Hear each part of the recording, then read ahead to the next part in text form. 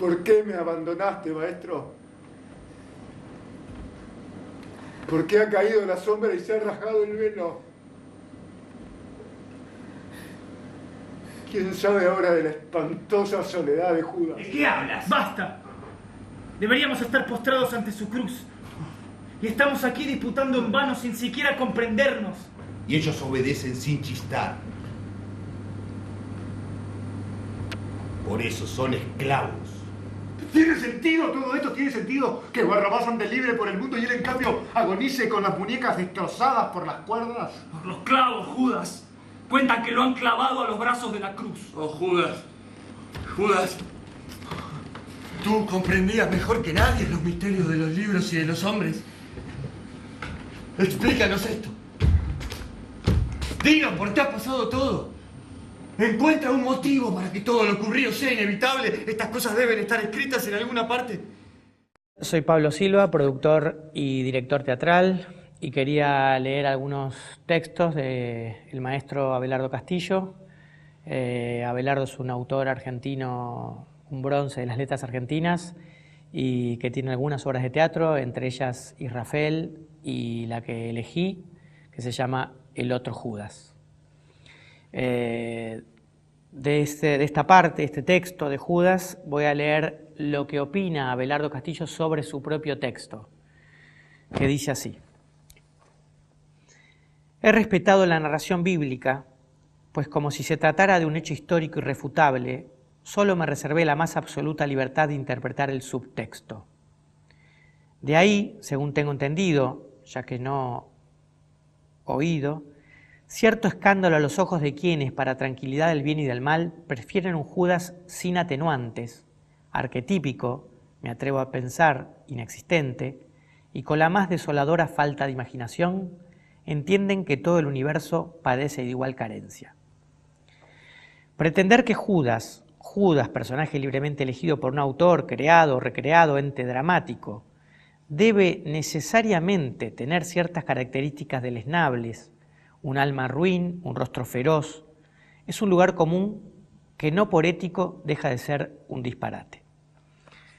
No solo algún fervoroso creyente, lo que en cierto modo me parece natural y justo, sino también escritores más cercanos, opinan sin embargo que para juzgar a Judas es bueno aceptar la letra, para juzgar el diluvio universal no.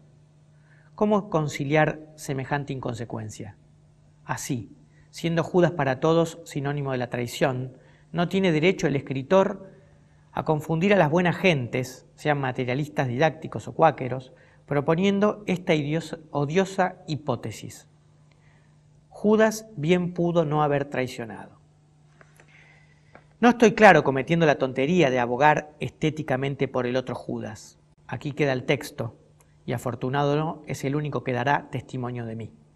Defiendo otra cosa, una actitud ante la obra de creación, y es esta. La sola cosa prohibida para un escritor es escribir mal. La traición, nadie lo duda, es todo lo contrario de una bella virtud, pero conjeturar que la traición y Judas Iscariote son la misma cosa y que por lo tanto el escritor que trate de explicar humanamente a una justifica al mismo tiempo y en escala universal a la otra es un despropósito casi brutal.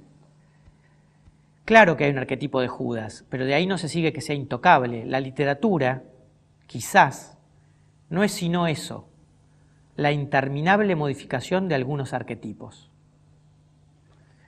Pretendí que Judas, el otro, no fuese un individuo absoluto, irredimible. Se me ocurre bastante más hermoso que no lo fuera.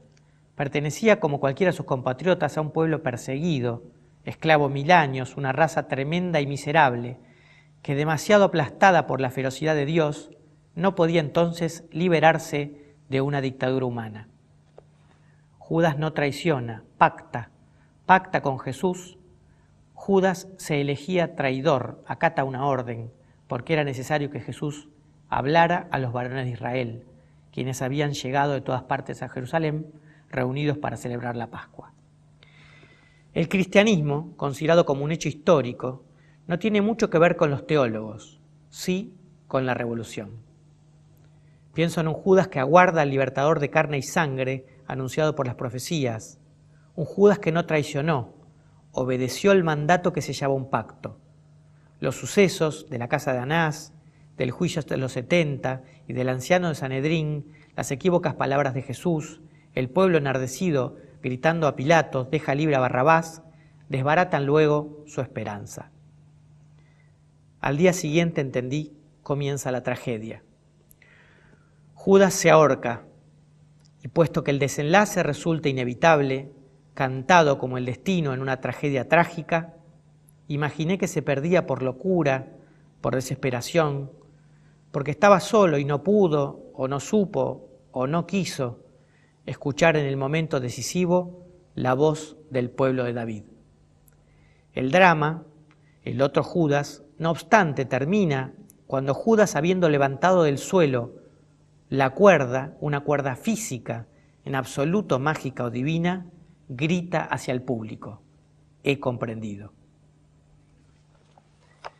Abelardo Castillo, El otro Judas.